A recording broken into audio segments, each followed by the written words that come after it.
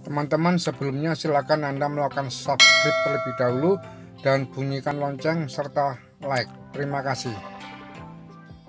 Mari teman-teman, kita lihat materi berikutnya, yaitu dengan tema mengenal kemampuan diri sendiri.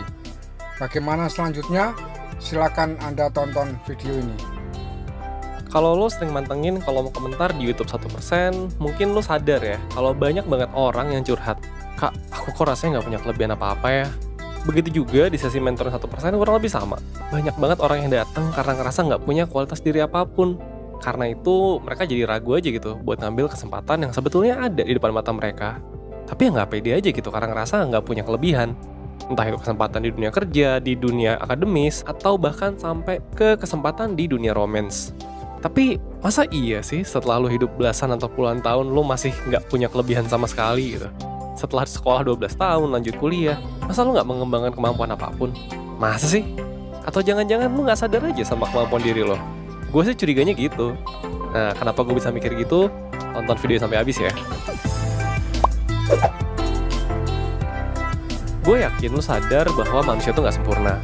Kita sendiri emang ngerasa kalau kita nggak sempurna, tapi kadang kita melihat diri kita kadang-kadang ya bukan cuma nggak sempurna gitu, tapi justru kayak buruk banget aja. Sebetulnya hal ini tuh karena adanya sebuah bias atau ketidakakuratan dalam cara kita berpikir. Namanya dalam hal ini adalah negativity bias. Nah, apa sih negativity bias itu?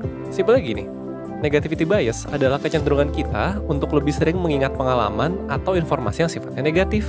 Jadi gini, menurut berbagai penelitian, bias ini sebetulnya tuh udah bawaan lahir manusia sejak zaman batu. Buat nenek moyang kita, fokus ke hal negatif itu berguna untuk bertahan hidup. Karena dunia tuh dulu bahaya banget. Pengalaman negatif di zaman itu lebih penting untuk diingat dibandingkan pengalaman positif. Simple deh, bayangin lo di zaman batu. Penting mana coba? Pengalaman lo dikejar macan dan bikin lo inget di mana macan biasanya hangout, atau pengalaman lo ketika lo lihat sesuatu yang lucu di tengah hutan? Ya pengalaman lo dikejar macan kan? Karena itu bikin lo tahu area mana yang harus dihindari dan tingkat kemungkinan lo buat selamat jadi naik. Tapi kan sekarang udah nggak gitu. I mean, kalau lo bisa akses YouTube dengan bebas, kemungkinan besar nyawa lo tuh nggak terancam di kehidupan sehari-hari. Dan lo actually bisa melakukan hal yang nenek moyang lo di zaman batu nggak bisa. Hidup nggak cuma sekedar hidup, tapi lo bisa actually mengejar hidup seutuhnya.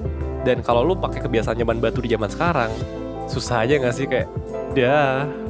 Nah sayangnya nih, sifat-sifat warisan dari zaman nenek moyang ini membekas aja gitu dalam diri manusia.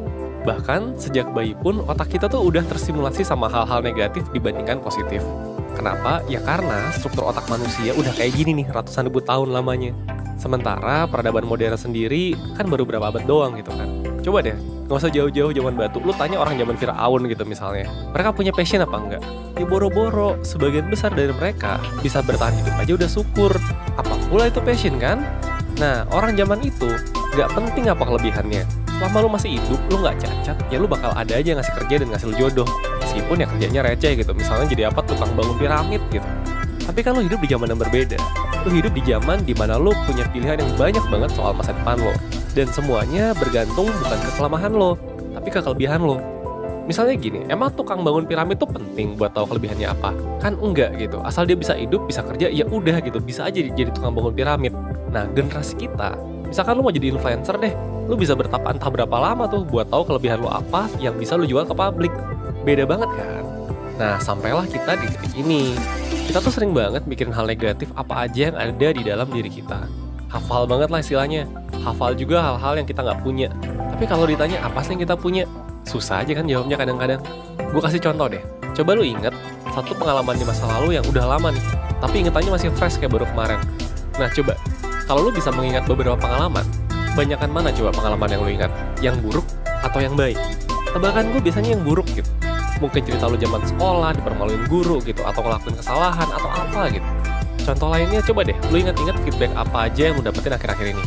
Kalau gue boleh nebak nih, lo pasti banyak kan ingat feedback negatifnya gitu dibanding positifnya. Padahal ada kemungkinan jumlah yang lo terima tuh sama banyaknya atau bahkan justru banyakan yang positif. Ya inilah yang tadi gue sebut dengan negativity bias. Kita tuh jauh lebih gampang buat ingat hal-hal negatif dibandingkan hal-hal positif. Dan itu kadang bikin kita nggak pede aja kan. Padahal ya sebenarnya orang lain juga pernah kok ngelakuin hal-hal bodoh kayak gitu, nggak cuma lo doang. Percaya sama gue. Satu atau semua hal itu ya sebetulnya berkontribusi ke bagaimana lo memandang diri lo juga. Salah satunya jadi lo lebih fokus ke hal-hal negatif dan kekurangan yang lo miliki. Nah, kecenderungan buat merhatiin kekurangan diri ini ada banyak banget sih dampaknya. Balik ke penelitian lagi deh. Ada sebuah eksperimen yang dilakukan oleh Muller-Kinsler tahun 2019 yang membuktikan bahwa setiap kali negativity bias kita tuh bekerja, self-esteem kita, alias rasa percaya diri kita, rasa keberhargaan diri kita itu tuh terancam. Gue udah sering banget bahas di video 1% apa aja pengaruh self-esteem dalam hidup kita. Pengaruh self-esteem yang positif itu gede banget buat keseluruhan psikologis kita, dan ya sebaliknya juga berlaku gitu. Dan semakin lo sering melakukan negativity bias, semakin rendah self-esteem lo, kan masalah gitu kan. Jadi gue tuh gak heran kalau misalkan buat kalian yang mungkin cukup sering melakukan negativity bias di dalam hidup kalian ini, ya kalian mungkin justru akan membangun perasaan insecure yang gede banget gitu kan. Sebuah perasaan bahwa lo tuh gak punya kemampuan, dan itu tuh bikin lo jadi gak percaya diri, cemas, dan ngerasa bahwa hidup lo tuh penuh gak ketidakpastian aja.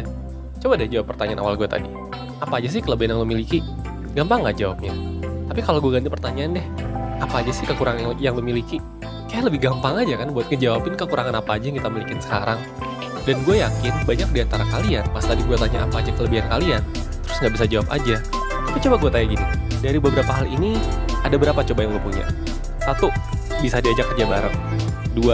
Bisa menemukan sendiri solusi dari masalah lo sehari-hari. 3. Jujur sama orang di sekitar lo. 4. Bisa beradaptasi sama situasi baru dengan cepat. 5. Tidak cepat menyerah walaupun banyak hal yang perlu dikerjakan. 6. Ramah sama orang yang ada di sekitar lo. 7. Setia sama temen. Itu gue cuma nyebutin 7, tapi gue rasa lo harusnya punya beberapa di antaranya. Tapi lo gak sadar aja kan bahwa itu adalah hal positif yang gak semua orang punya. Dan actually ada ratusan hal baik kayak gini, dan gue yakin ada banyak banget di antaranya yang ada di diri lo. Cuma lo gak sadar aja. Oke, lanjut dulu ya. Gue mau bahas dulu soal gimana caranya buat belajar gimana caranya kita bisa lebih gak insecure, atau lebih secure deh. Cara pertama yang bisa lo lakuin buat menaklukkan insecure karena pemikiran negatif adalah dengan menghentikan pikiran itu saat terjadi. Nah, untuk ini, yang harus lo lakukan adalah lo harus sadar ketika lo sudah mulai berpikir dengan negativity bias. Jadi kalau lagi bengong nih, lo lagi mikirin sesuatu, terus lo sadar secepat mungkin bahwa, oh ini gue lagi negativity bias nih, langsung stop. Bilang, stop, jangan dilanjutin, ini jahat sama diri sendiri. Kalau misalkan ngomong ke diri sendiri aja nggak cukup gitu buat lo menghentikan itu, coba lo bangun dari rebahan lo, kemudian lo jalan-jalan bentar gitu, kunyah-kunyah dikit, atau denger lagu yang fun. Itu sih buat gue cukup banget sih buat paling nggak mengalihkan pikiran-pikiran negatif gue lagi muncul biar nggak keterusan aja. Nah, kalau misalkan lu sudah bisa melakukan itu dan buat lu tuh gampang, yang lebih efektif lagi adalah lu belajar untuk menutup balik pikiran negatif lu dengan pikiran-pikiran positif. Jadi ketika lu lagi mulai ngerasa kayak lu tuh buruk ini itu segala macam, inget deh, apa aja sih yang pernah lu capai, kebaikan apa yang sudah pernah lu lakukan buat orang lain. Gak harus hal gede, sekecil apapun. Walau cuman membuat diri lu berkembang 1% pun, ya tetap harus lu apresiasi gitu. Pasti ada kan hal-hal kecil itu. Kayak tadi contoh yang gue kasih gitu, itu hal-hal kecil yang kadang-kadang kita nggak sadar aja bahwa itu adalah hal positif. Tapi again, itu tidak mudah, apalagi kalau lu masih terbiasa berpikir negatif. Jadi pertama adalah stop dulu dengan cara kayak tadi tuh, dengan cara bilang stop. Nanti kalau udah bisa baru lu belajar lebih advance lagi buat gimana caranya supaya lu bisa menimpa itu dengan pikiran positif. Nah, jadi buat gue, yang terpenting tuh sebenarnya bukanlah tentang kegagalan atau kesalahan apa yang udah pernah lo buat, tapi apa yang lo pelajari dari kegagalan dan kesalahan tersebut. Fokus sama kemana lo mau belajar mengembangkan diri. Terima kasih teman-teman atas pertemuan pada hari ini, dan kita berjumpa pada pertemuan berikutnya.